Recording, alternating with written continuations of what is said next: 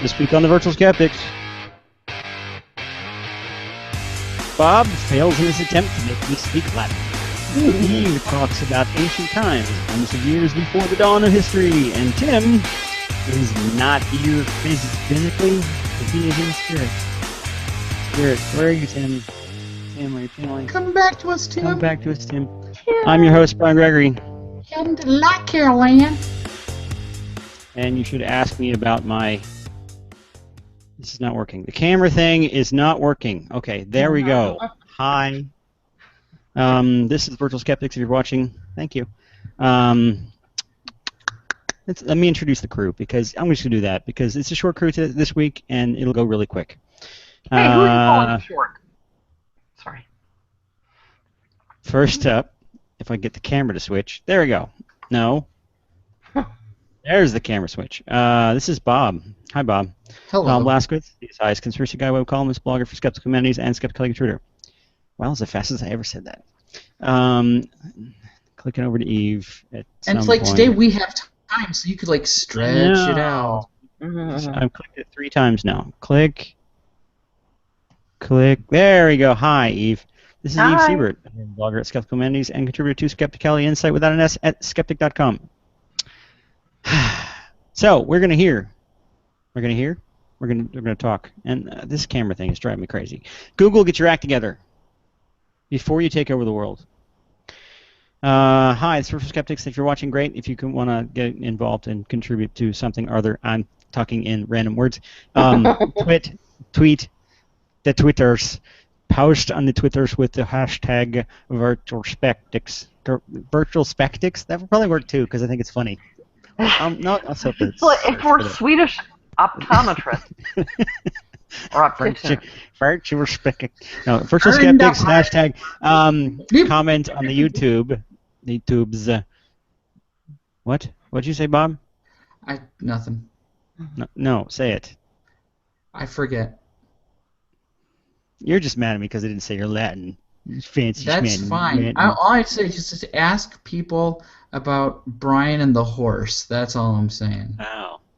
Okay. Ask me about my horse. Where was I? You confused me. Okay, this is we're gonna do some stuff. Nice people can get in touch with us. Yes, do that. Do the stuff that we said to do the thing, and so we can see. It's the same as last week. And and last week. Moving on. We have a true question. Yeah, we're phoning it in. We've reached that speed of comfort. Okay, so we do a couple of things in the first part of the show. One of them is a trivia question, and I'm going to get along to that because you guys are probably sick as hell of listening to me jabber. This week's trivia question is as follows.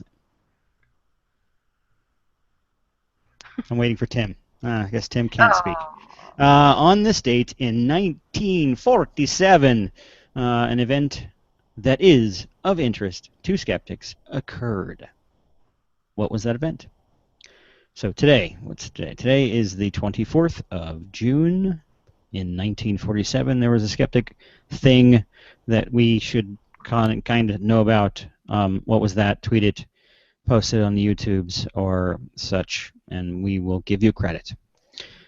There you go. Secondary quiz. And if you know what they are, post them. Also, I have one today. For new viewers, we're sorry. Yeah. Bob. And I have a tertiary one. Tertiary? Yeah.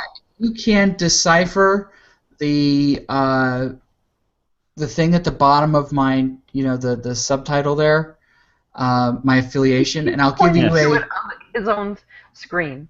On my screen underneath. If you can read what Bob has thrown on there, and tweet something get all the remotely monies associated with it. And I'll give you a hint. I'll give you a hint. SA is a reference to my name. Okay, That's then. Okie doke. There you go. We have the 3, and the video is not working. We have 3 things this week, and I swear to you, we've done this a lot. Who's first this week? I think Eve is first. No, Bob's first. No. Bob, you're first?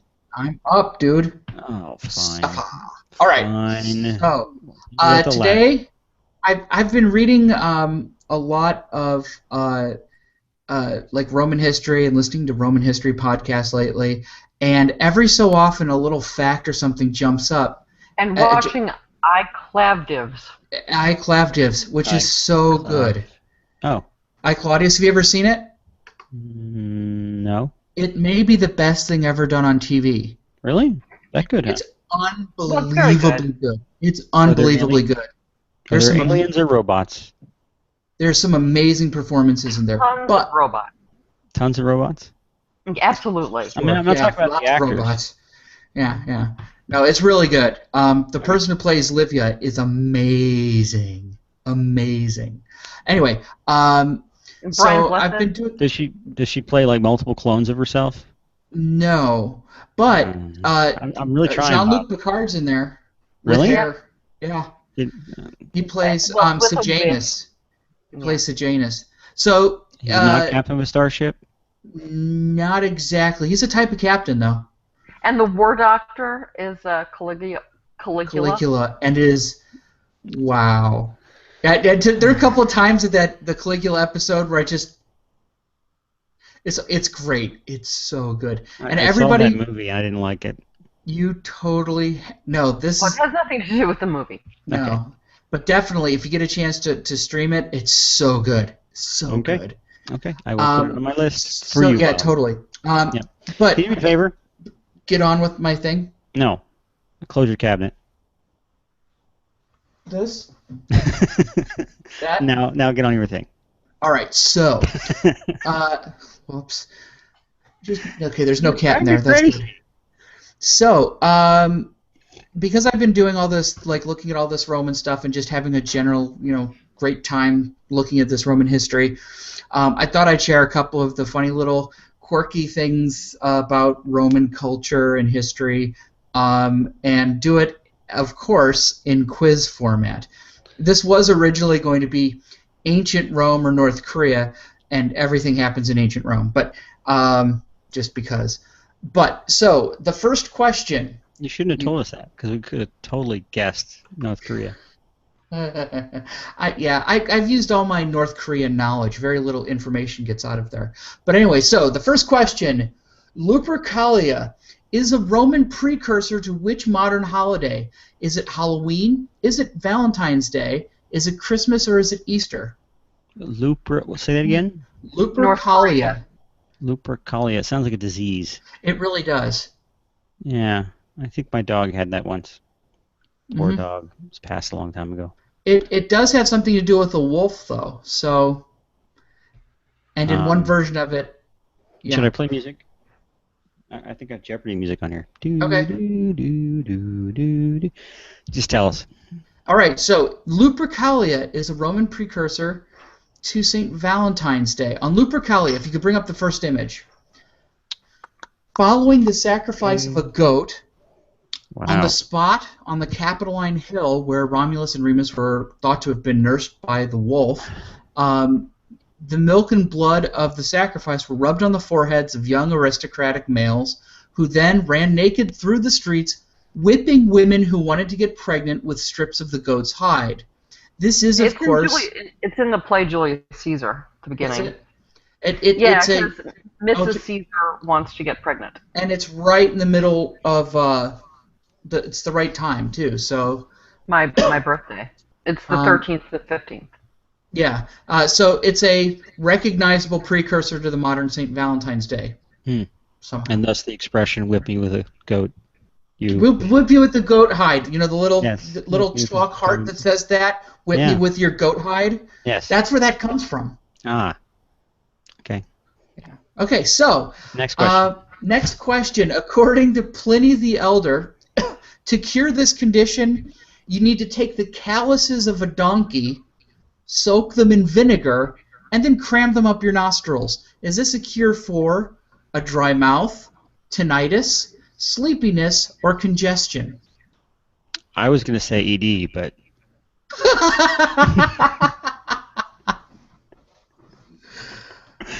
For those at home who don't know the initials ED, it's for erectile dysfunction. I just want to make that perfectly clear, but no. I'm So, disappointed it's so not. what you're saying is So, vinegary donkey calluses up your nose I, give you a chubby? no, not directly. Okay. What were the choices again? A dry mouth, tinnitus, sleepiness, or congestion. I'm gonna go with sleepiness. All right. Do you have a choice there, Eve? Do you know this one, or maybe you know the answers already? Oh, no, I don't. I have no idea. I'm just trying not to question the Valentine's Day thing. Ah, Oh, well, ooh. that's the thing. Some of this stuff is just like it's attributed, or it just happens to fall really close to when we celebrate something, and it's hard to say that it's a one-to-one, precursor. There is the fertility thing that's going on in that, but that seems to be kind of a stretch for St. Valentine's Day. I'll give you, I'll give you that. Hmm. Um, so anyway, So back to the monkey the calluses monkey up your callus cure. nose. So yeah, Monkey callus cure. it cures sleepiness, and I guarantee you, if you were to I got it jam those right. things up your nose, Yeah. yes, you would wake up. I'm I sure. bet you it works. So Pliny the Pretty Elder, much Oh, anything. it's for if you could bring sleepiness, up the image, if you could restless. Okay.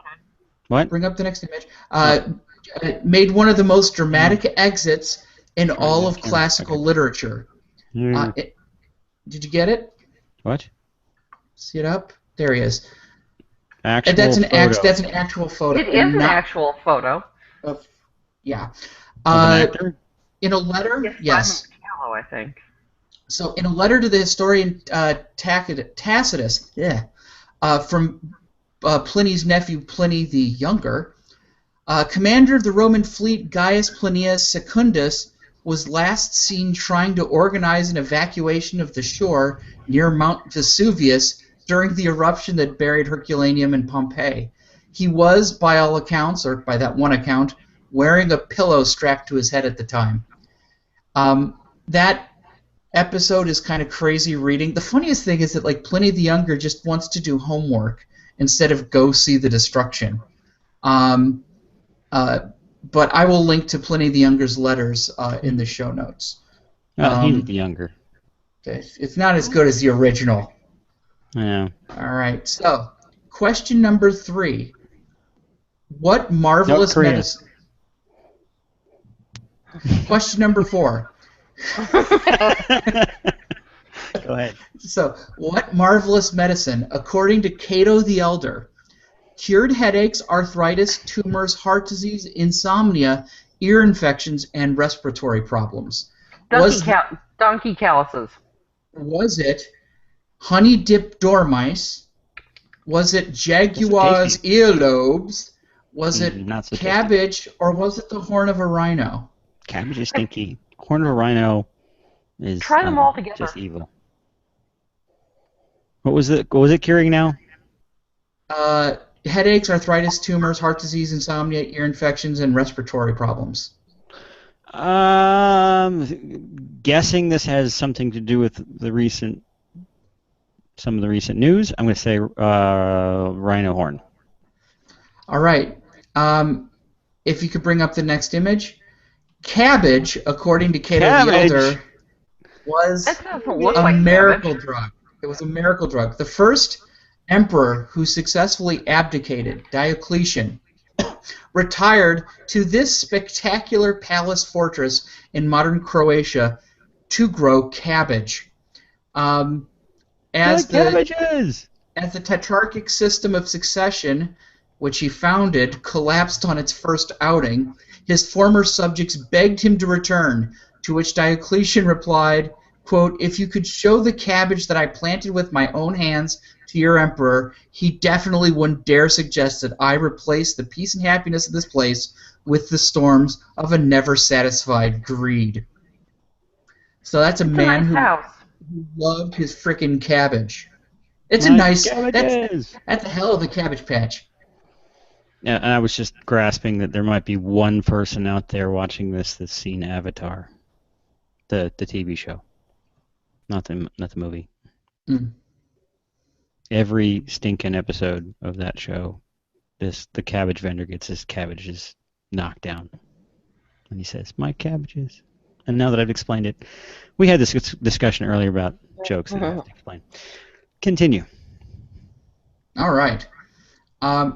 Question 4 or 5, I forget. According to Celsus, what lies at the heart? Who are these people? It's a dead Roman. guy.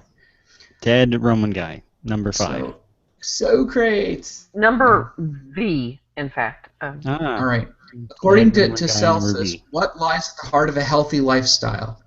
Is it exercise, sleep, and a balanced diet, a beneficial name, regular visits to the forum to hear litigation, or abstaining from travel? Beneficial name. Yeah, that's the only one that kind of stands out for me, the name. Well, Celsus thought name. that exercise, sleep, and a balanced diet were important to your health. A non-insane answer? What?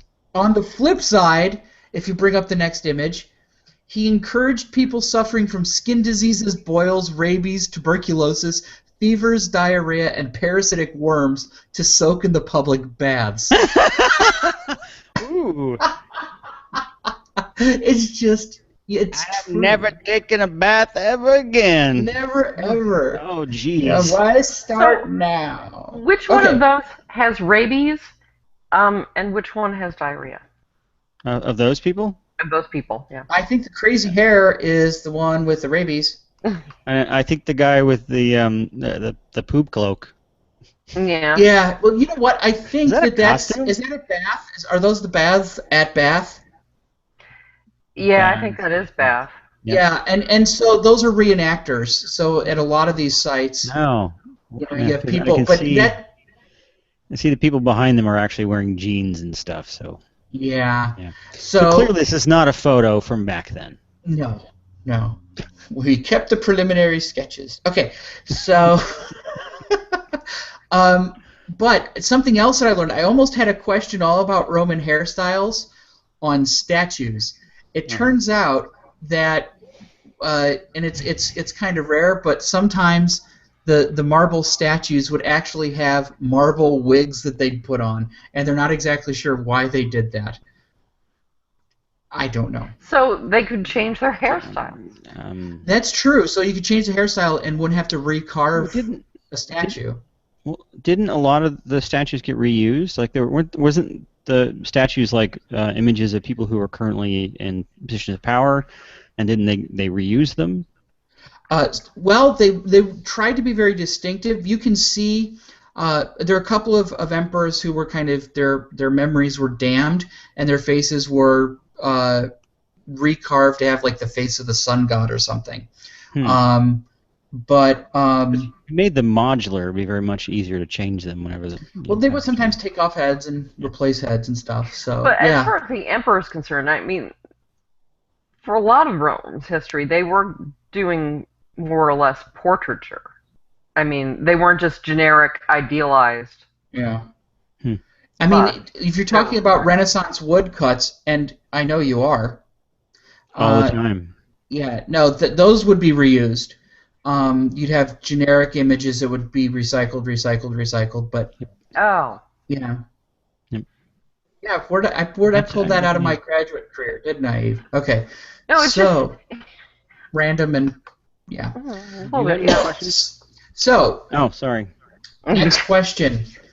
What was the religious border of the city of Rome called? So there was like an area of Rome that was... Tom. Not exactly. So is it So he didn't rent a room? No, that's good though. That's funny. So was it the Pomparium? Was it the Haruspex? Was it the Calamistrum? Or was it the Cauda Bovis? Cauda Bovis? See, that was crazy enough that even stood out to me. So I'm not even sure what any of these things are. Okay, so it was the Pomparium.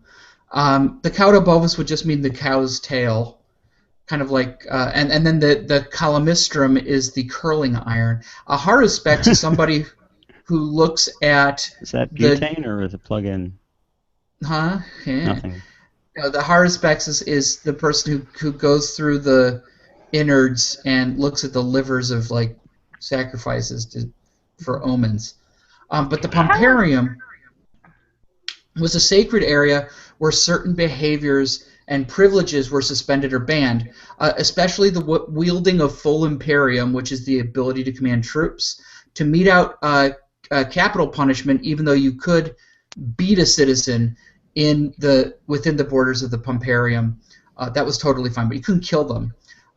Bearing weapons, with the exception of the Praetorian Guard, who were allowed to carry weapons as long as they were incognito, and the burial of the dead. So you always find the dead outside the Roman city. The assassination of Julius Caesar in the theater of Pompey, if you could bring up the image. It was inside the Pumparium. So not only did they commit murder, did the senators commit murder, but it was also an act of sacrilege because they brought knives into the sacred area. The last restriction, the one about the burial of the dead, is why we find Roman burials outside the cities and alongside roads. If I may read you two of my favorite epigrams from Roman graves. Epigrams? Epitaphs from Roman graves. Things on stones. It can be, well, whatever. Yeah. Marcus Aemilius Artema built this tomb for his honored brother Marcus Licinus Successus, and for Caecilia Modesta, his wife, and for himself and for his children and his freedmen and freedwomen and their descendants, with the exception of his freedman Hermes, whom he forbids, because of his ungrateful and obnoxious behavior, to approach, walk around, or come near this tomb. And then the other one that I like is don't even think about pissing here. That's the other one that's which is sound advice. Is that real? Yes, they're both real. They're both real. They were. Well, one of the things that you could do if you didn't like someone in your will, you would bequeath them a rope and a nail and tell them basically to hang themselves. Harsh. Wow. So yeah, I know. Okay, so next question. Nowadays, you just get flamed on Twitter. Yeah, I know. Yeah, I know. So we got two more questions. Okay. Which of the following was not a punishment reportedly inflicted on someone during the Roman Empire? Okay. Tickling. He's going to have multiple choice, I assume. Oh. Yes. So being tied into a bag of snakes, put in a bag of snakes, having the bag tied up, and thrown into the river. Okay. Selecting 1 out of every 10 men in a military unit, and having the remaining 9 beat the unlucky guy to death. Being fastened to 2 trees that were drawn together, and then having the support rope cut, and having the person in the middle fly apart rather dramatically. Or like quartering? Kind of like quartering, but using trees. Only 2. And then halving. Quartering does use trees or can. Partitioning. Mm-hmm. To be forced to become a bugler or cornisan, and thereby not be eligible for the glory that comes from combat. Which one is not? Which one was not inflicted on people? Bag of snakes. Bag of snakes was the traditional punishment for treason. Oh. Halving? That was a punishment that the future Emperor Aurelian inflicted on a soldier who he found guilty of raping someone in whose house he had been billeting. Okay, so I know the one of the other ones. The guys beating up the other guy happened once in, was that Platoon or what was that movie? Spartacus? Hammer Hill? Well, what that is, that would be decimation. Well? That would be decimation. Yes. Which was doled out by Marcus Crassus to 2 units that attacked Spartacus's army against his orders, and it suffered a huge defeat. So if I say my car was decimated, it means that it was 1/10 of it was destroyed. Was beaten up by the rest. By the rest of the car. Yes. Which doesn't make any sense at all. Yes. But so to be forced to become a military bugler, if you could bring up that image. That's what their bugles look like. And they forced him to wear a skirt. and a little leather dress, which is not kinky at all. All right. I think that's actually a standard uniform. So, it's I think that's special for the cornican. Anyway, Cornican? That's corny. Well, corn is horn. Where that term comes from? Huh? Never mind. Just go. All right. So, last one. During the reign of Nero. Are you saying that wasn't a punishment? Because that was really never made clear. That's not a punishment. Becoming a bugler, some people bugled, and apparently that was okay. I think they considered it a punishment. I don't know. I was a bugler once. Were you a bugler? Yes. You bugled? I bugled. What if someone from the Latin, or the Roman equivalent of Fox News was throwing an axe where you were bugling? It would probably hit a drummer. I don't know if she's throwing talking. An axe at a drummer is actually a valid punishment. Just mimes. Okay, so during the reign of Nero, which of the following did not happen? North Korea. Yeah. Nero tried to assassinate his mother using a collapsing boat. During a performance of a play about Icarus, a slave who was wearing wings and was tossed from the top of the stadium landed so close to the emperor that Nero was splattered with blood. C. And everybody cheered. A wooden house was built on a stage and filled with precious treasure. Then the house was set on fire, and people were told they could keep whatever they could retrieve from the building as it burned around them and collapsed.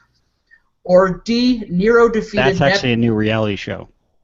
Nero defeated Neptune at the English Channel and returned to Rome with a hoard of seashells, the spoils of his victory against the sea. I'm going to say it is not true that he actually defeated Neptune.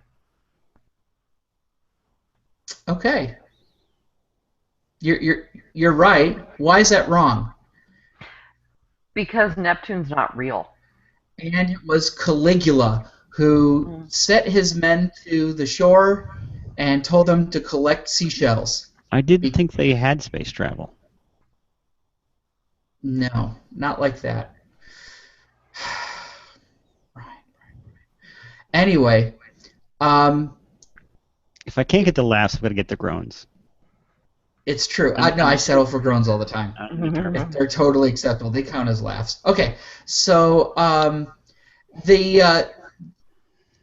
in fact, if you could bring up the image, my favorite was the demonstration of the play The Fire, which was the earliest form of reality TV. What am I looking at?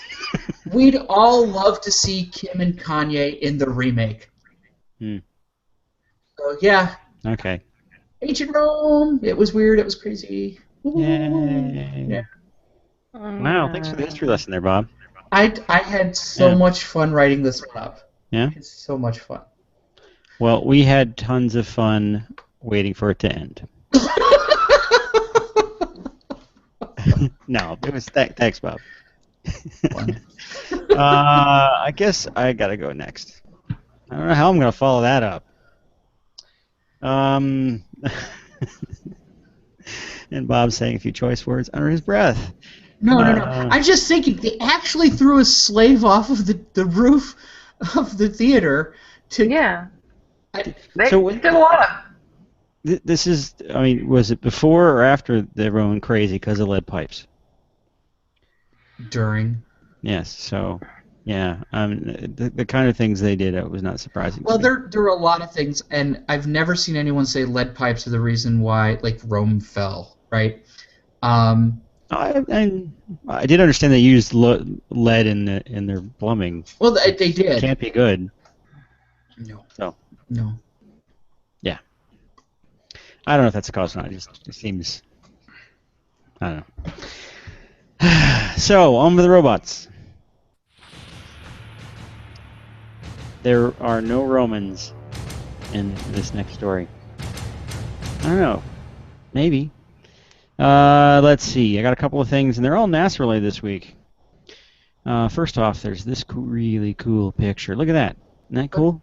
In the name? That is a microspine gripper.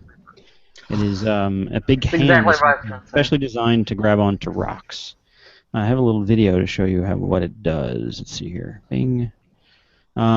This is a JPL video of that same kind of gripper used as a foot for a walking robot. And it uses them to grab onto these really bizarre kind of rock-like surfaces and crawl around. And That's weird looking. Here's one actually picking up a large chunk. And levitating.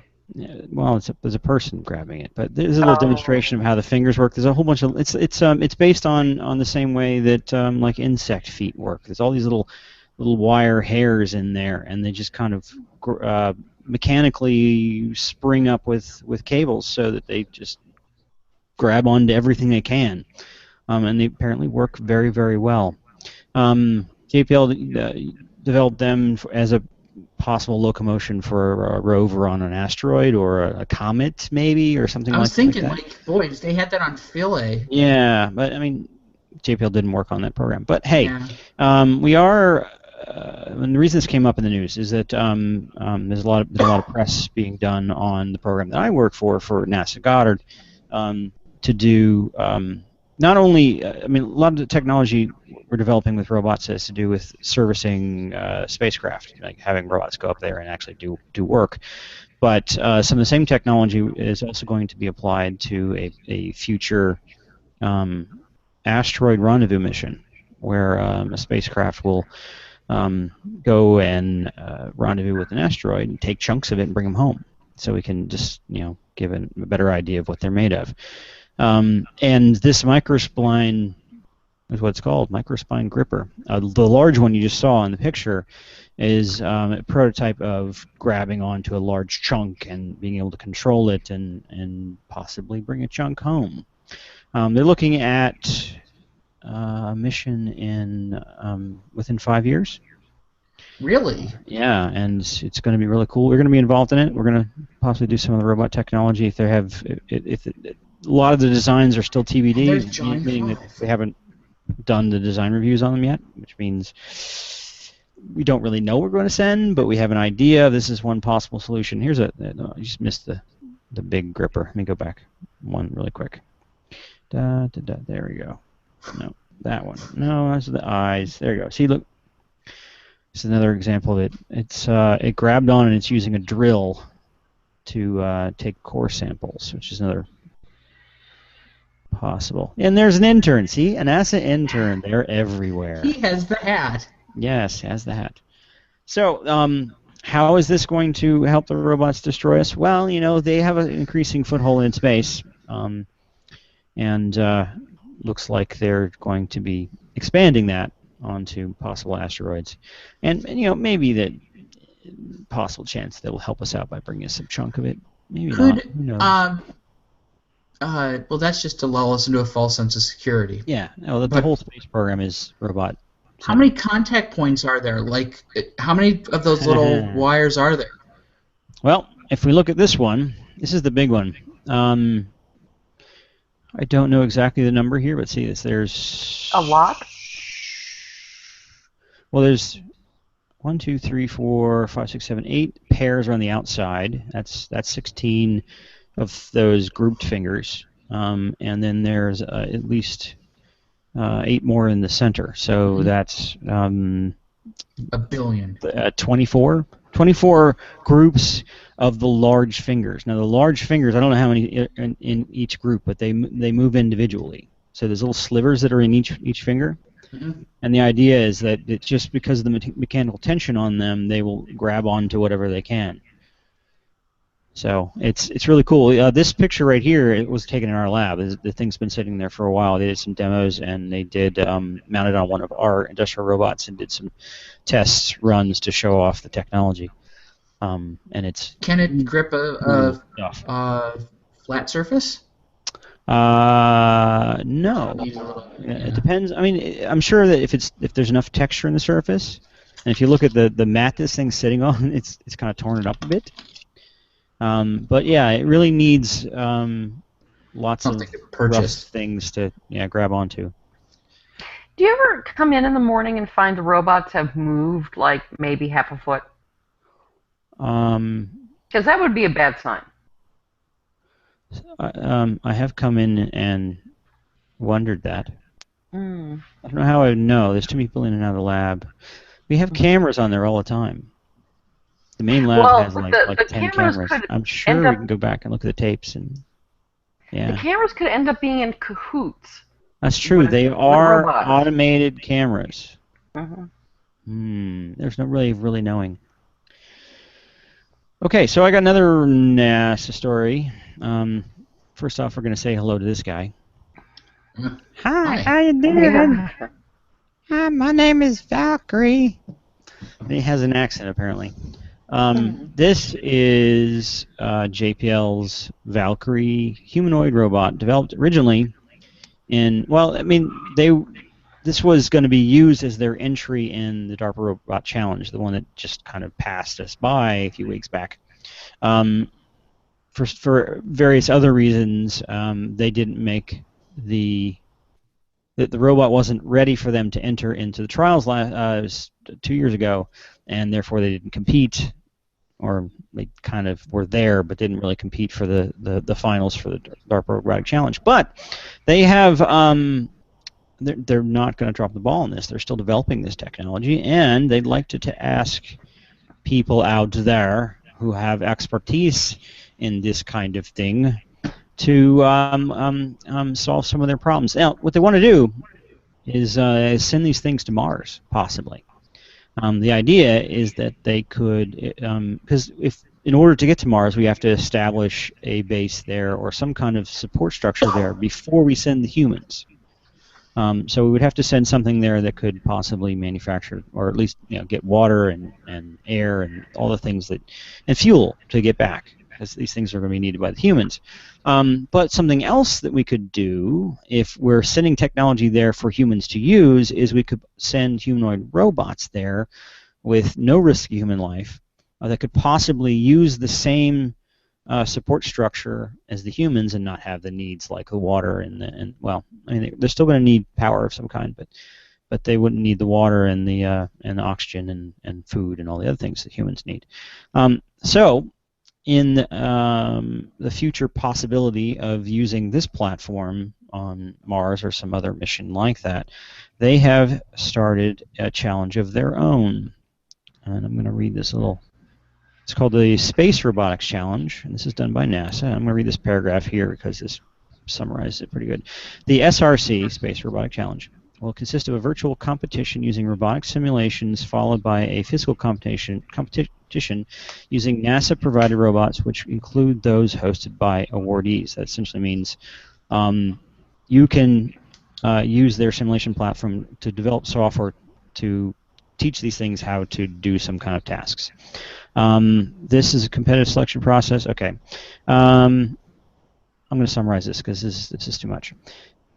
The bottom line is, if you do well in this competition, you could be one of 2 awardees that will actually get a copy of the R5, the Valkyrie you're looking at, and $250,000 of funding to develop that platform for space exploration. Holy moly! Let's do this. So, you get to play with that? We'll get one. Yeah, we would actually get one and support from NASA to help develop it. That's pretty boss. Yes.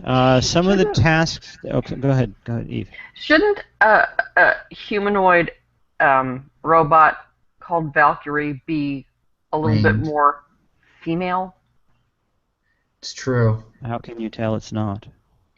Because it ain't got no boobs. And based on Wagnerian standards, enormous ones. with helmets? Yeah, totally. Virtual boobs. Maybe that's part of the challenge. Here's some of the tasks that they're looking at. It's as useless as tits on a robot. Shh. We're going to bypass the robot tits for now, okay, Bob? Okay. Okay, it needs to exit a habitat airlock hatch and use a ladder to reach the terrestrial service. So something that a human would do. Remove the communications power cable from a, these are examples of tasks. So this is, yeah, remove communication power cable from a soft goods storage location and attach it to a connector located. So it's going to take a cable out and then move it like a human would. Repair or replace damaged components. Blah blah blah. Collect or recover desired samples. So these are the kind of things that you would do if you were on Mars and you were doing a NASA mission, science stuff. So essentially, the entire script of the book Martian. Okay, I have a question. By a robot. I wonder if he's gonna like cuss like the guy from Martian, because that would be cool. Why humanoid?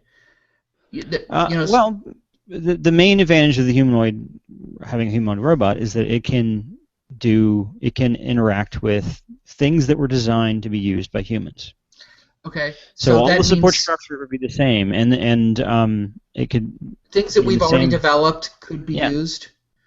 Well, not necessarily already developed, but some, like in the case of Mars, we're gonna send a habitat there for humans, but we could have a humanoid robot be there with it to help prepare it for humans, and it can move in and out of human-shaped airlocks. It can interact with human-shaped devices and tools. It can pick up a drill and use it. It could use human wrenches that fit a human hand. I'm kind of worried about being able to pick up a drill, honestly, but it could figure out ways to kill humans once they get there in a humanoid way.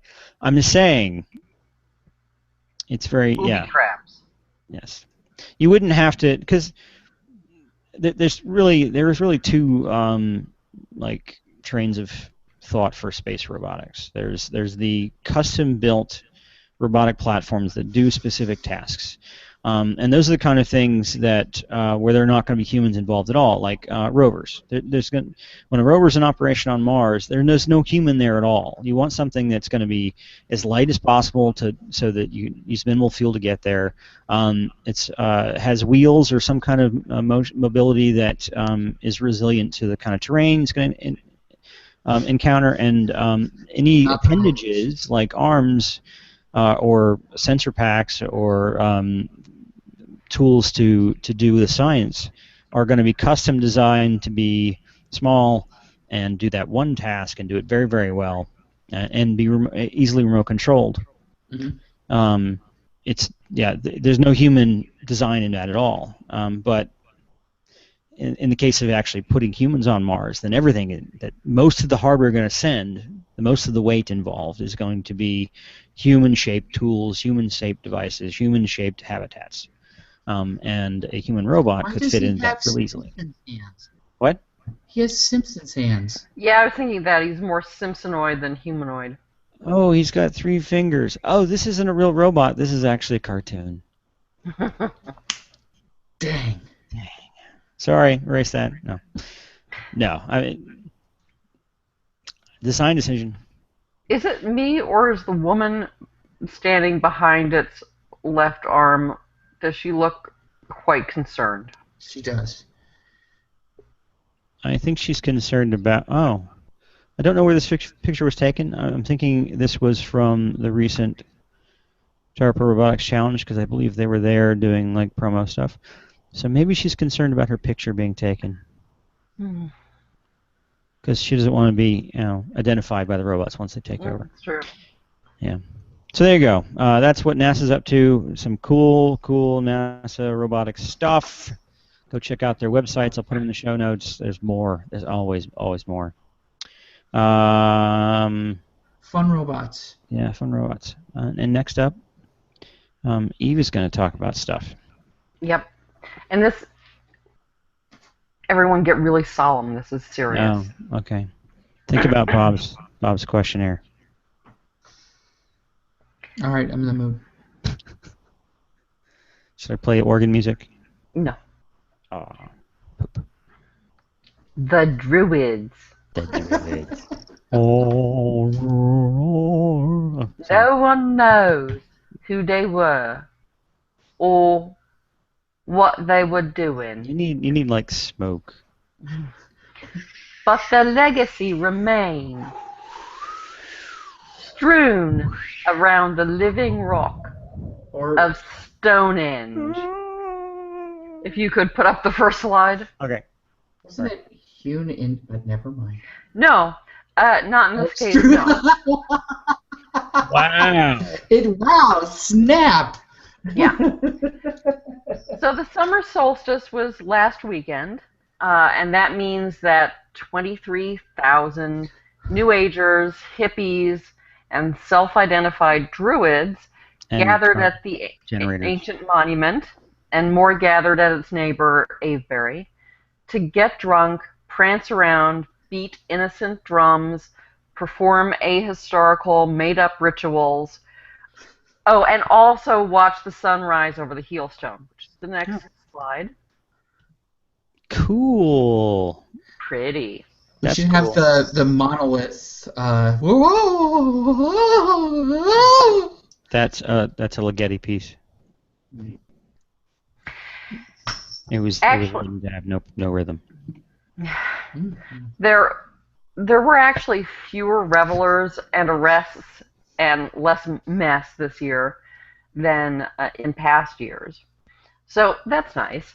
But let's look at a few of the revelers, shall we? These are not all from this year. Okay. So next slide. First up, we got a dude sitting on a stone having a refreshing beverage. Yes. Nice. In a hoodie. Yeah. Next, a giant ghost orb. Are you sure that's not Glinda? I thought it was a sentient bubble. Well, it could be any of those things. Next, we have Ophelia Frump, the sister of Morticia Adams. Really? What? Look it up. Adams family. I know. Yeah. But she just more like a donkey. Whatever. Yeah. Next, we have people in blackface. A whole group of people from New Orleans. Is that a funeral? No. Wow. Sorry. But the blackface is pretty disturbing. Actually, I believe it's Morris dancers, and it really doesn't have a racial element that they paint their faces various colors. And also, by the way, Morris dancing goes all the way back to the late medieval period. Did they have purple nylon back then? I'm not sure. Next, we have Saruman. Oh man, he just passed away. It's nice to Too soon, Eve. Too soon. Back so soon after his unfortunate death, but he always came back. I've seen some of those Hammer films. He's a badass. The next, the Clan. Wow, it's like Nun Clan. Yeah. And then first rule of Nun Clan: No, don't talk about Nun Clan. No, they were staying at a hotel and it accidentally destroyed all their laundry, so they had to wear the sheets. Yeah. And next, and most horrifying of all, Toga. A mime. Oh. And there's no excuse for a mime. No excuse for a mime. Not at Stonehenge. Not anywhere. Not ever. There were mimes in ancient Rome. Mime. I don't care. Mimes. Now it's creepy mime. Slightly possible, though unlikely, that I may have misidentified some of those people. Oh yeah. Yeah, I think some of them were actually. That seemed legit to me. Druids. Yeah. So what do Druids and the rest of these odd folk have to do with Stonehenge? North Korea. Fuck all. Stonehenge was there thousands of years before the Druids, the Celtic priest class. And actually, we know very little about the Druids, and pretty much all of what we do know about, or information we have about the Druids, comes from classical texts. Julius Caesar. The Romans, who were not exactly neutral observers. They not fond of the Druids. And there are archaeological remains related to Celtic religious practice, but nothing that can really be firmly associated with Druids. And what we do know about their rituals suggests they're more into trees and plants, like oak and mistletoe, and human sacrifice and animal sacrifice, than they were about, big giant rocks. What about drums? Gotta have drums. Do they sacrifice their socks? Because apparently I do it all the time. Oh, yeah. So, whatever. But because of the silliness surrounding the people at Stonehenge during the solstice, there were some more interesting stories about Stonehenge did also get some coverage. First, Stonehenge steward Tim Daw claims he discovered a new alignment at Stonehenge. Do we have to keep looking at this mime? Yes. It's making I'm sorry. The mime has to stay for now. So just get used to it. God. Mime lifting a giant stone and it falling on you. So he discovered a new alignment, he says, at Stonehenge, and that his theory was proven at the solstice. He'd predicted that the sun would set along the back of the largest stone at the monument on the evening of the solstice, and it did. Yay. Also, a Bronze Age gold disc, and we do have a slide of this, so we're going to have to get past the mime, which is presumed to represent the sun, went on display for the first time at the Wiltshire Museum in celebration or commemoration of the solstice. And this disc is one of only 6 ever found. It was discovered in 1947 in Monkton Fairley, about 20 miles from Stonehenge. And although it is the same year, this is not the answer to the trivia question.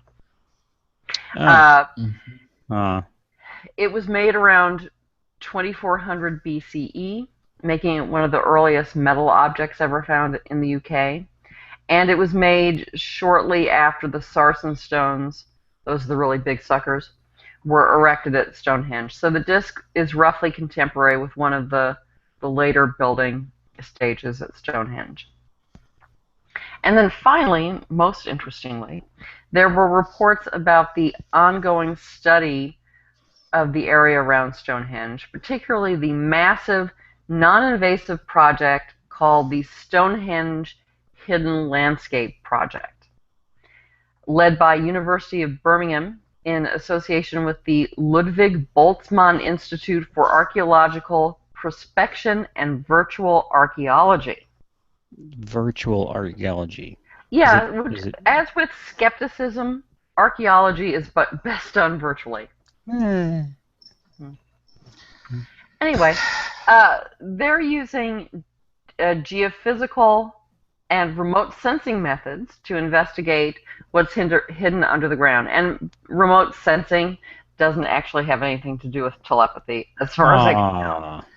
So, yeah. So instead, they're using ground-penetrating radar, magnetometry, aerial photography, airborne laser scanning, and hyperspectral scanning, which I assume means it involves ghosts in some way. Yes. Probably. To virtually explore and map the area around Stonehenge and the other ancient monuments in the area. So among the findings, and there have been a massive number of findings, but they've found 17 new ritual sites. Well, okay, actually they're not new. They're actually quite old, yes. But they were unknown until recently. They found many burial mounds, including a long barrow, which is older than Stonehenge. And associated with the long barrow is a huge timber building, which, according to the project's website, was, quote, probably used for the ritual inhumation of the dead following a complicated sequence of exposure and excarnation defleshing, and which was finally covered by an earthen mound. They discovered new information about the Superhenge, Durrington walls, an enormous ritual monument about 2 miles from Stonehenge. The survey found that in an early phase, the monument was flanked by a row of massive posts or possibly stones, some of which may still survive within the banks that surround the monument. They've also found huge prehistoric pits, which may have astronomical alignments, and more detailed information on, quote, hundreds of burial mounds, Bronze Age, Iron Age, and Roman settlements, unquote. And they've even gotten a better picture of World War I military activity in the area.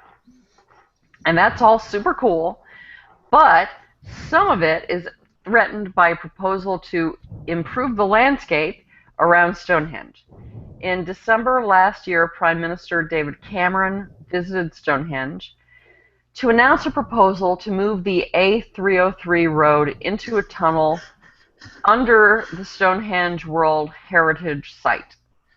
The idea. Wait, won't it intersect the Pandorica? Yes. The idea is to move traffic away from Stonehenge, which is nice, I guess. But the problem is that it may destroy a 6,000 to 8,000 year old Mesolithic encampment called Blick Mead. Traditional archaeology has uncovered 12,000 pieces of worked and burnt flint, as well as signs of feasting, such as oryx bones, which is an extinct, huge bovine creature, and an 8,000-year-old meal of frog's legs. Yum, yum. Tasty. Yep, the area is directly adjacent to Stonehenge and finally answers the question of where the people who built the earliest phases of Stonehenge lived. They also found later ritual activity at the site. In fact, they found evidence of occupation going up to the Middle Ages, though not, necessarily continuous to that whole time period. As far as I know, they still have not found any damn druids. But as far as the ancient artifacts are concerned, radiocarbon dating shows the site was occupied from 7,500 BCE to 4,700 BCE, so 3,000 years of continuous occupation, which is a long time, and also a very long time ago. And all that is threatened by the tunnel. So that seems like a really bad idea. God, what a dumb idea. Yeah, the plans for diverting traffic have been coming up for years and years and years. So it may have been actually proposed first, or some version of the tunnel was proposed before they found this stuff. And all the articles about the proposed tunnel that I saw came from December of last year. So I don't know what the current status is. Okay, my question is, wouldn't National Heritage have say over this? Like, oh. You would hope. Yeah. And it seems to me that this is the sort of heritage that people should actually want to preserve. You mean not like the Confederate flag? I was just leaving it up in the air there. But.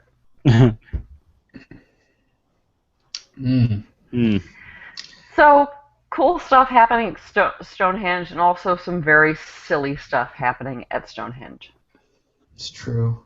It's true. I feel so depressed for future archaeologists when they look back and they say, wow, about 3,000 years ago, there were a lot of assholes here.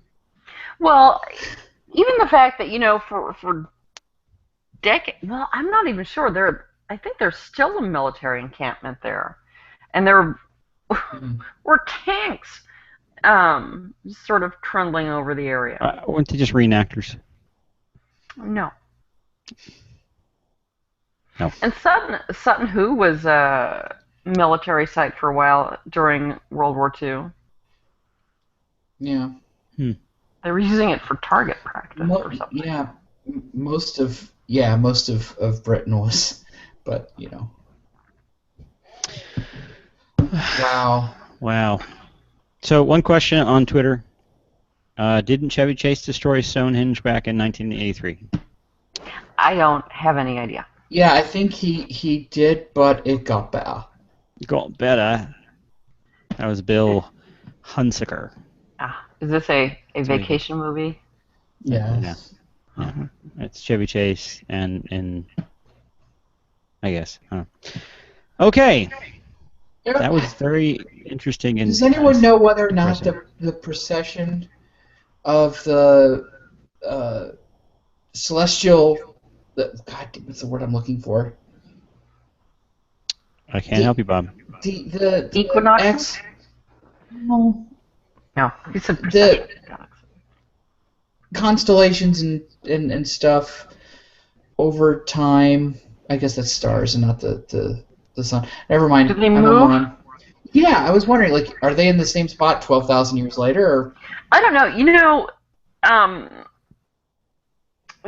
some of the claims about the astronomical associations with Stonehenge and other places have gotten really complex and convoluted and dubious.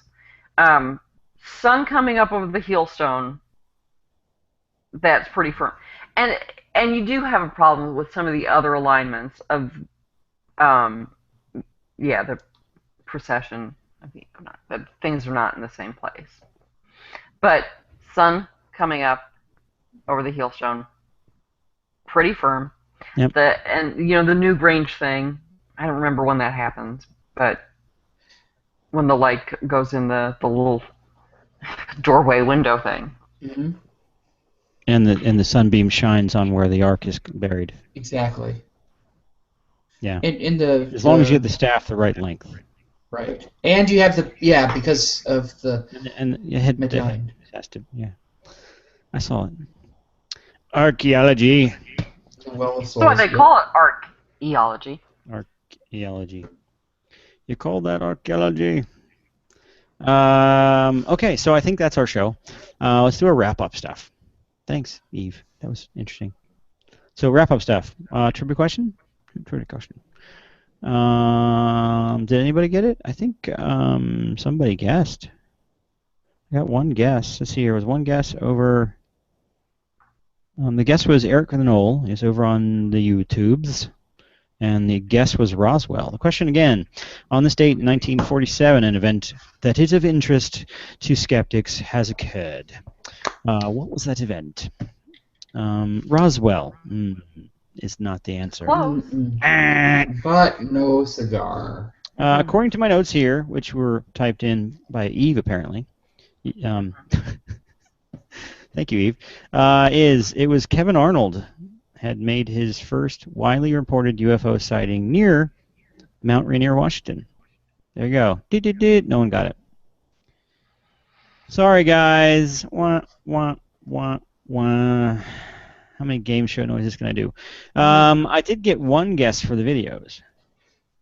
And Andrew Hansford over on YouTube guessed correctly that on the left is Die Harder, which is the Die Hard sequel, the second Die Hard movie.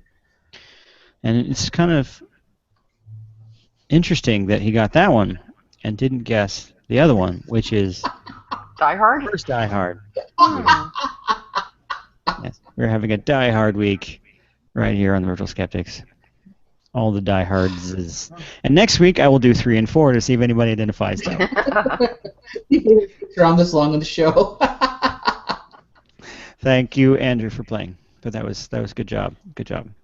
And for responding, because no one really even cares about the videos, I guess. Nobody ever does my videos. Did anyone get Bob's? The tertiary quiz. Did anybody guess? I didn't see anybody guess. Or even try.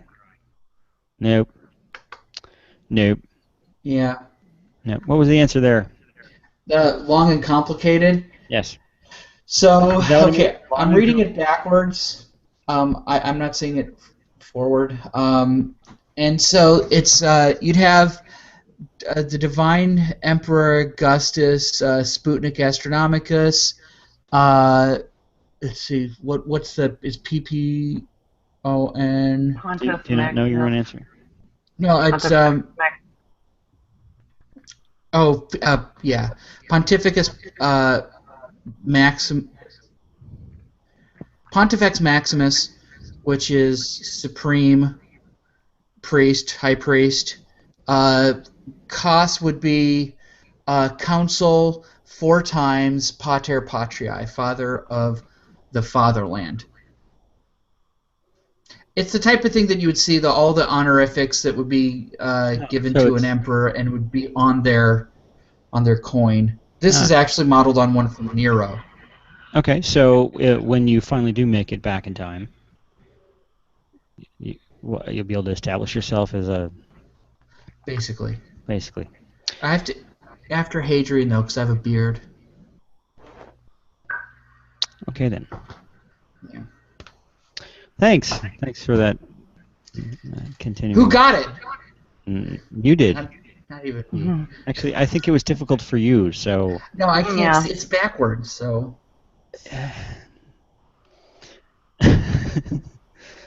Okay.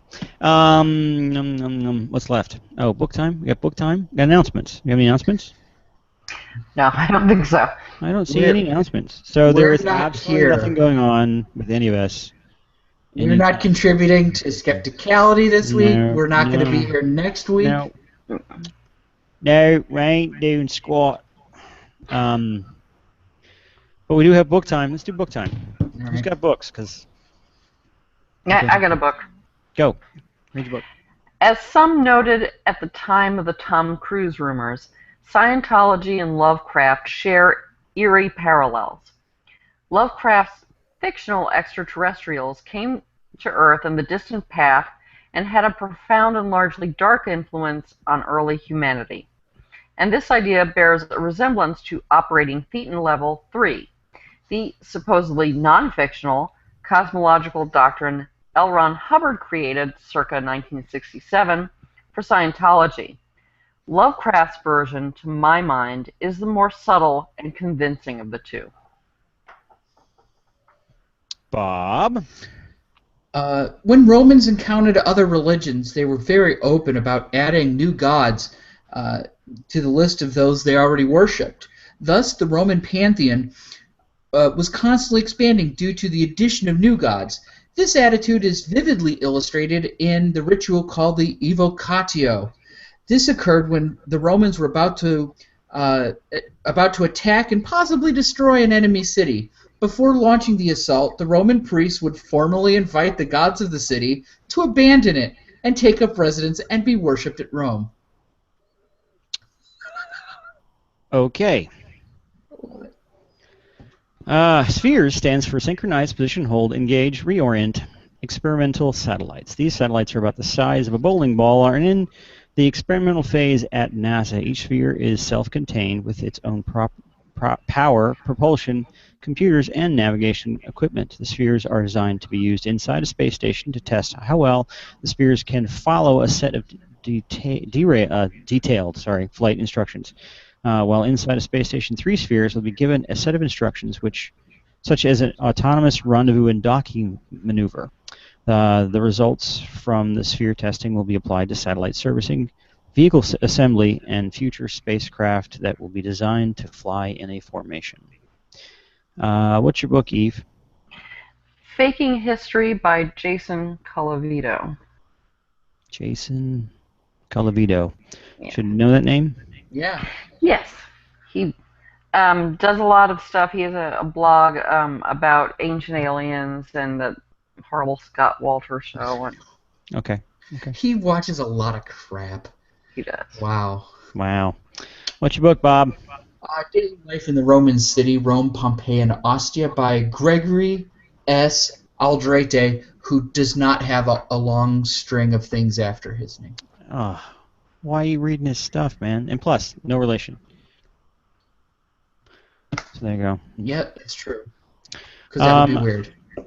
And the first time in the history of the show, I have not had a book or periodical to read from.